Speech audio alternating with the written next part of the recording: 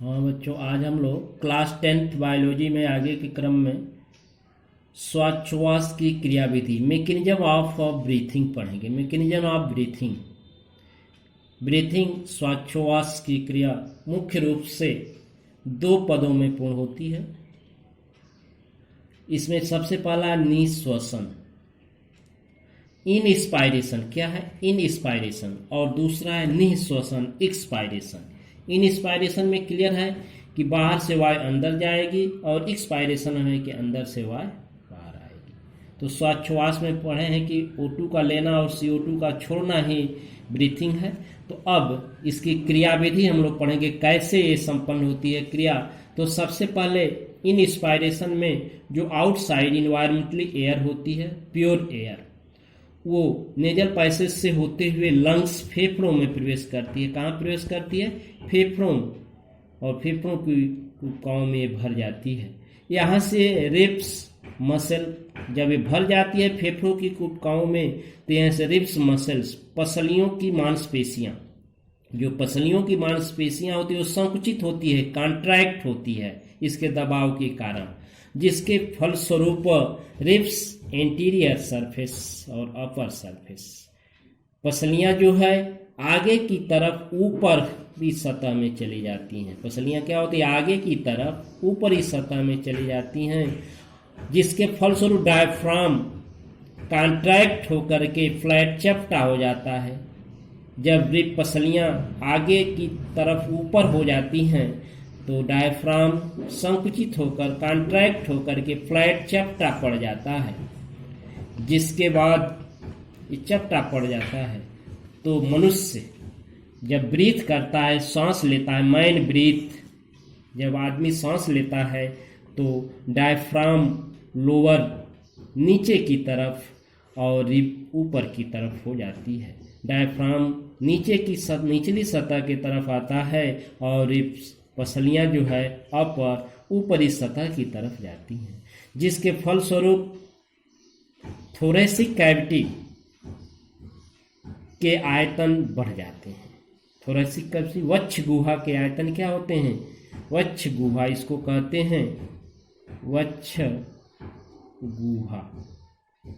Thoracic cavity का volume increase, अधिक हो जाता है, जिसके फलस्वरूप लंग्स, फेफड़ों में एयर प्रेशर कम हो जाता है। इधर वक्ष गुहा का आयतन बढ़ा कि फेफड़ों में वायु दाब कम हो जाता है। फेफड़ों में वायु दाब का कम होना ही नेजल पैसेज, नासा छिद्र से अब वायु जो है ट्रेकिया, श्वास नाल, और श्वास नाल से होते हुए जो है एयर फिल इन लंग, फेफड़ों में वायु भरने लगती है और फेफड़ों से वायु, ऑक्सीजन O2 जो है ब्लड कैपिलरी में पहुंच जाती है। फेफड़ों में जब वायु भरने लगती है तो फेफड़े की कुप्काओं से ऑक्सीजन जो है रक्त केशिकाओं, ब्लड कैपिलरीज में आ जाती है। उसी समय साथ ही जो CO2 होती है वो रुधिर से विसरित होकर के लंग एवलाई, फेफड़े की कुप्काओं में, लंग एवलाई फेफड़े की कुप्काओं में आ जाती है। तो O2 ब्लड कैपिलरी तक पहुंच गई और CO2 जो है विसरित होकर फेफड़े की कुप्काओं तक आ जाती है। अब दूसरा स्टेप जो है निःश्वसन, एक्सपायरेशन की क्रिया होती है। इसमें CO2 युक्त वायु जो होती है, CO2 युक्त वायु, वह वायु जिसमें कार्बन डाइऑक्साइड की अधिकता होती है, वह वायु लंग टू आउटसाइड, लंग फेफड़ों से बाहर की तरफ आती है। कहाँ आती है?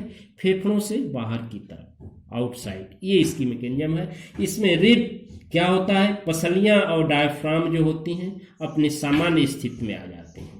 पसलियां और डायफ्राम क्या होते हैं? अपने सामान्य स्थिति में आ जाते हैं, नॉर्मल पोजीशन में, जिसके फलस्वरूप थोरेसिक कैविटी, वक्ष गुहा का आयतन यहाँ अब कम हो जाता है।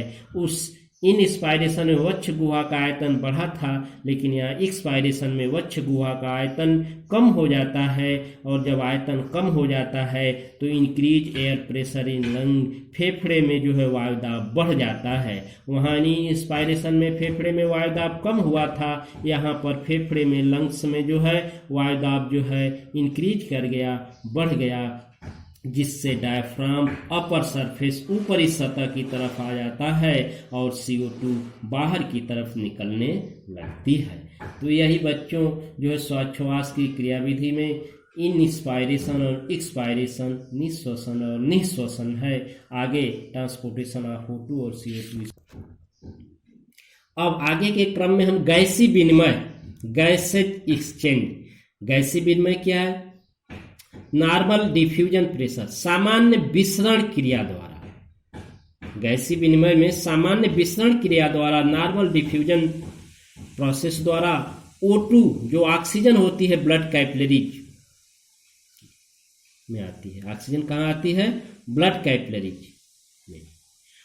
और ब्लड कैपिलरीज की जो CO2 होती है वह वायु कूपिका से विसरित हो जाती है। कहाँ से? वायु कूपिका, एयर एवलाई से। एयर एवलाई से क्या होती है? विसरित हो जाती है।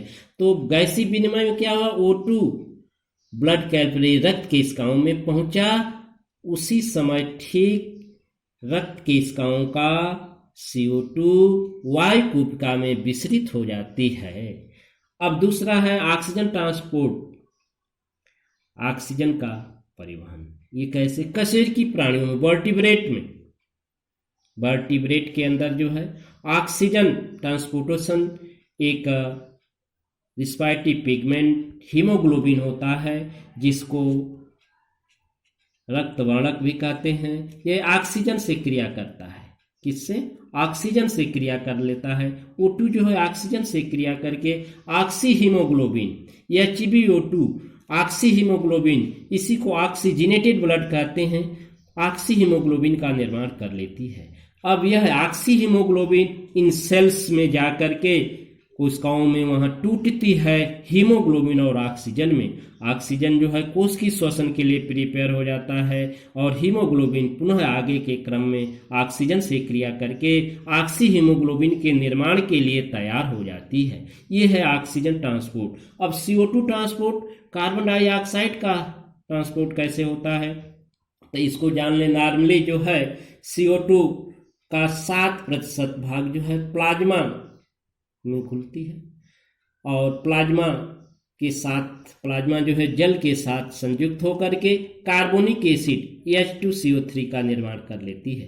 कार्बोनिक अम्ल अर्थात 7% कार्बन डाइऑक्साइड का ट्रांसपोर्टेशन कार्बोनिक अम्ल के रूप में हो जाता है, और 70% कार्बन डाइऑक्साइड जो होती है ये बाइकार्बोनेट के रूप में, सोडियम बाइकार्बोनेट, पोटेशियम बाइकार्बोनेट के रूप में 70% कार्बन डाइऑक्साइड का जो है ट्रांसपोर्टेशन होता है। इसके बाद शेष जो है 23% कार्बन डाइऑक्साइड जो होती है, 23% carbon dioxide haemoglobin, carboxy haemoglobin, deoxygenated blood के रूप में होती है।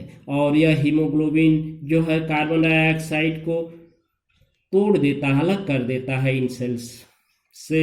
ये रिस्पायरेटरी ऑर्गन श्वसन अंग में आ जाती है। CO2 इन सेल्स कोशिकाओं से श्वसन अंगों में, और श्वसन अंगों से ट्रेकिया से होते हुए नेजल पैसेज नासाछिद्र द्वारा आउटसाइड बाहर की तरफ निकल जाती है। इस तरह से ये ट्रांसपोर्टेशन ऑफ CO2 भी संपन्न होता है।